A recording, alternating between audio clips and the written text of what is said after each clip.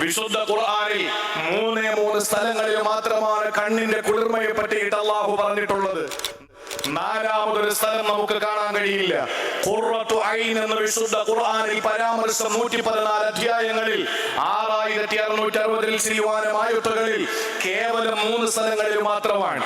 അതിൽ ഒന്നാമത്തെ സ്ഥലം കൊട്ടാരത്തിന്റെ മട്ടുപാവിൽ സായാഹ്നത്തിൽ ഉലാത്തുന്ന ഫറോവ എന്ന റാംസീസ് രണ്ടാമനും തന്റെ പ്രിയപ്പെട്ട സഹധർമ്മിണിയായ ആസിയ എന്ന് പറയുന്ന വനിതയും അവർ വൈകുന്നേരം ഈ കൊട്ടാരത്തിന്റെ മട്ടുപാവിൽ നിൽക്കുമ്പോഴാണ് നൈലിന്റെ ഓളങ്ങളിൽ ഒരു പെട്ടി ഒഴുകി വരുന്നത് കണ്ടത്.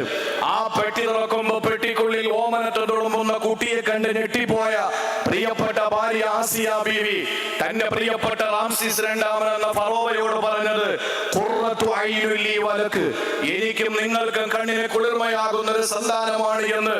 ഒരു സന്താനത്തെ പറ്റി വിശുദ്ധ ഖുർആൻ പരാമർശം നടത്താൻ ഖുർറത്തു ഐൻ കണ്ണിന് കുളിർമയെന്ന് പറഞ്ഞിട്ടുണ്ടെങ്കിൽ, രണ്ടാമത് അൽ ഫുർഖാൻ എന്ന അധ്യായത്തിൽ അല്ലാഹു തആല പറഞ്ഞു, ഒരു സത്യവിശ്വാസിയുടെ പ്രാർത്ഥന റബ്ബനാ ഹബ് ലനാ മിൻ അസ്വാജിനാ വദുരിയാതിനാ ഖുർറത അയുനിൻ, എന്റെ പ്രിയപ്പെട്ട സന്താനങ്ങളിലൂടെ കണ്ണിന് ആനന്ദവും കുളിർമയും നൽകണമെന്ന ദുആ. അവിടെയും സന്താനത്തെ പറ്റിയാണ് വിശുദ്ധ ഖുർആൻ കണ്ണിന്റെ കുളിർമയെ പറഞ്ഞത്. ഇനി മൂന്നാമതൊരു സ്ഥലത്ത് കണ്ണിന്റെ കുളിർമയെ ഖുർആൻ പറയുന്നുണ്ട്. അത് സൂറത്തു സജ്ദയിലാണ്. ഫലാ തഅലമു നഫ്സും മാ ഉഖ്ഫിയ ലഹും മിൻ ഖുർറതി അയുൻ.